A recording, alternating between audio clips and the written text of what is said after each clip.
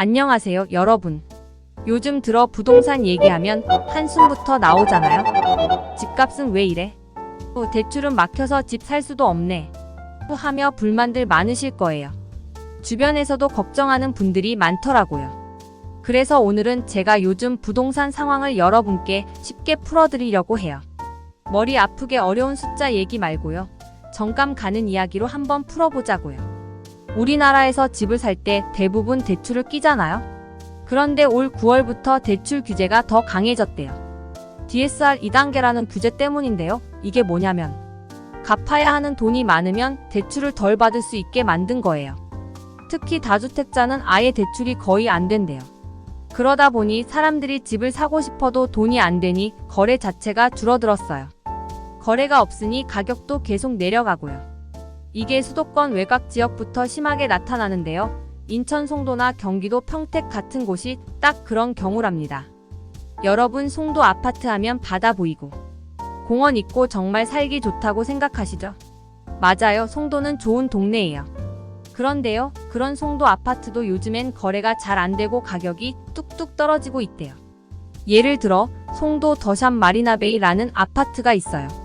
이 아파트는 바닷가 바로 앞에 있어서 바다뷰가 멋지고 초등학교, 중학교가 바로 가까이 있어서 가족 단위로 살기 딱 좋다고들 하거든요. 그런데 이 아파트가 6월에는 8억 중반에 팔리던 게 11월에는 6억 5천만 원에 거래됐대요. 1억 넘게 빠진 거죠. 이게 여기만 그런 게 아니에요. 송도 더샵 마스터뷰라는 또 다른 아파트도 전용 125위짜리가 올해 초에는 14억 3천만 원에 팔렸는데 10월에는 11억 중반으로 2억 넘게 떨어졌대요.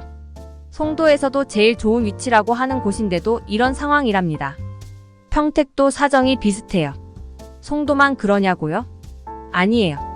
평택도 비슷해요. 평택하면 딱 떠오르는 게 삼성 반도체잖아요. 세계에서 제일 큰 반도체 공장이 있는 곳이라서 여기는 집값이 쭉쭉 오를 거야 하고 다들 생각했죠. 그런데요, 실제로는 완전 반대예요. 평택 고덕 신도시의 자연엔자이 아파트를 보면 2021년 최고가가 9억이었대요. 그런데 최근 거래는 5억 7천만 원이라네요. 무려 37%가 빠진 거예요. 이뿐만 아니라 제일 풍경채 아파트도 2021년에는 11억 넘게 팔리던 게 지금은 7억 3천만 원이래요. 평택은 삼성 반도체 같은 호재가 있는데도 왜 이럴까요?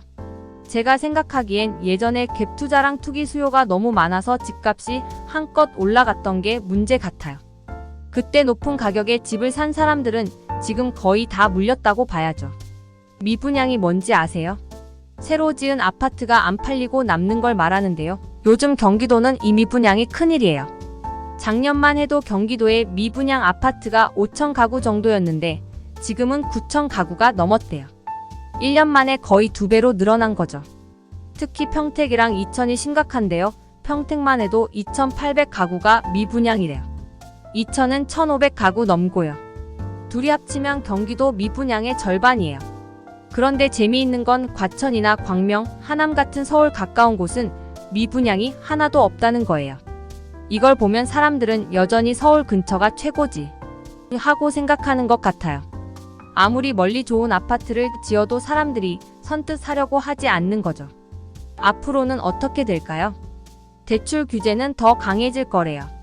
디딤돌 대출 같은 것도 한도가 줄어든다니까 집을 사고 싶어도 대출을 못 받는 사람이 더 많아질 거예요. 그러면 당분간은 집값이 더 내려갈 수도 있겠죠. 하지만 정부 정책이란 게 또 금방 바뀔 수 있으니까요.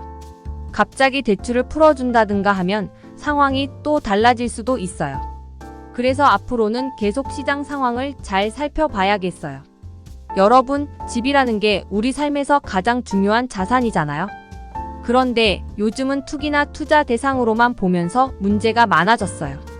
이런 상황일수록 우리는 신중하고 현명하게 대처해야겠죠. 제가 이런 얘기 자주 들고 올 테니 우리 다 같이 힘내고 잘 헤쳐나가 봐요. 오늘도 부자 되시길 바라며 또 만나요.